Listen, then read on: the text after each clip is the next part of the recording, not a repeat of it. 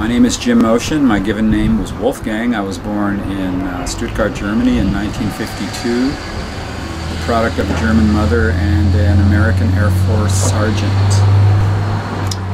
The young men my mother's age were basically all dead from World War II, fighting the Russians and others. And so a lot of the girls, German girls her age, would date, you know, the occupation troops. And so here I am sitting in front of you today as a result of that. All I can remember is from a very early age of being very afraid of the Soviet Union, and I was handed a lot of propaganda from our own government, and I was taught to fear the Russian people by the invention of the nuclear weapon. And then all my life I was thinking, why do we have this relationship? Why do we have to be confrontational with the Russian people? Instead, I'm an event organizer, I'm a musician and a songwriter, and I have a way of maybe bringing my message to the world through my career, my occupation. So here I am. Good. What kind of music do you do? Yes. Thank you for asking. Well, I play in a lot of different styles, and I write for a lot of different reasons. I was in a musical comedy band for many years, and we did sociological satire all over the country, played all over the country. And then when that band broke up, I started becoming interested in science. I was very interested in science as a child, but I wasn't good at math, and I don't know how it is in Russia, but if you're not good at math in America, you can't go into science, which I think is a huge mistake. Not that every person could go into a scientific field if they weren't good at math, say astronomy or some other sorts of heavily math-dependent occupation, but nevertheless. So I basically turned my head away from science and went into music instead, which is just one little place in your brain over from science, and started writing songs inspired by science. So I've written songs inspired by the Kepler mission, which is NASA's mission that is discovering planets in other solar systems. I'm interested in biology and geology and all those different things. Not so much to teach people about the science itself, but how does it affect our hearts? How does it affect our lifestyles as we make these discoveries? Yeah. And what's connection with astro music or astronomy? Or? Yeah, we have a planetarium show called Astronaut Lullabies, which could be cosmonaut lullabies if we were in Russia. And I find that in the realm of science, the greater public seems to be mostly interested in astronomy, say compared to geology or math or any of the other things. So writing about astronomy affords me a bigger opportunity to reach more numbers of people. And since there's so much going on in astronomy these days, there's no lack of inspiration or stories to choose from. Okay, good. And as I understand, you will do the show in our Russian house. Yes.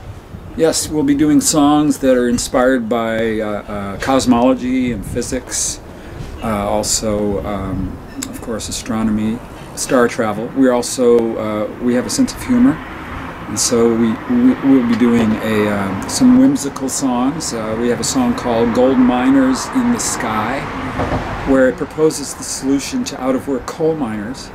And with the technology of coal becoming less and less profitable and less relevant as we go into the future, why don't we take those people out of the ground and put them out into space and let them mine out there?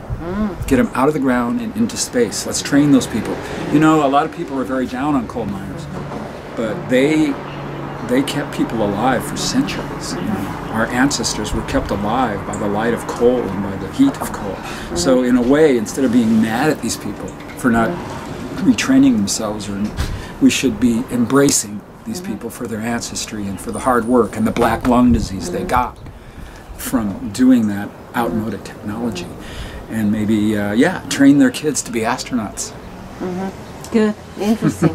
Tell me, couple, what's about your participation in March of Science? Yeah, March for Science.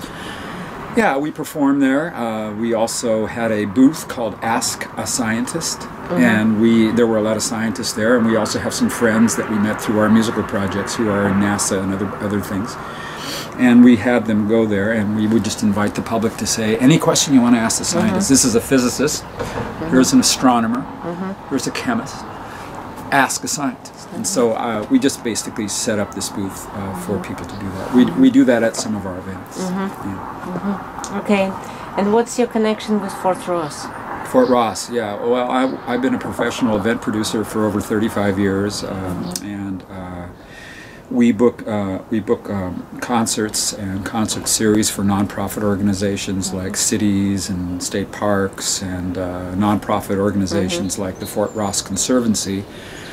So when Fort Ross had its bicentennial, 200 years, they brought over the Piatnitsky National Singing Choir from your country, and they needed professionals to help them put that on, because it was a very complex, a very, very difficult and complex production, where we set up a very large stage in a gopher field looking out over the sea. And we produced the event for the Fort Ross Conservancy, and that's how we got to know Fort Ross. And you have some plans of, for the future between Russian and American culture? Yeah. Yes, we wrote a proposal after we had so much success and so much fun working the event. Oddly enough, we were warned, be careful of the Russian people, you know, because they expected 5,000 to 6,000 Russians to show up for this event, and that's indeed true. And we were warned, like, well, be careful. Well, we had nothing but great times, and we were wondering, where's this fear coming from? Why is it still there? And so, as a result of seeing this kind of this still lack of understanding and this fear level that is still going on, we decided to write a proposal called the Russian and American Unity Conference, where we would host various kinds of sciences, literary books, art and culture, music, where we would invite Russians to meet their American counterparts. Our favorite one was a astronaut and cosmonaut, even, where we wanted to have both people there with a live Landsat to the space station, so we could talk to everybody. Because we think in space is our greatest opportunity to put our differences aside and explore the universe together. And so we put this proposal together, and we sent it through the Fort Ross Conservancy into the political system in Russia, and apparently it went all the way up the chain. I don't think it went all the way to Putin, but it went somewhere up the chain. But right then is when the whole Crimea thing came down. And so all those things were put on hold, and all the funding went away, and we're just sitting here waiting for the relationship between the two countries to improve, to resubmit our proposal to do some of those events at Fort Ross. Okay. Yeah. Thank you very much. Okay. Thank you.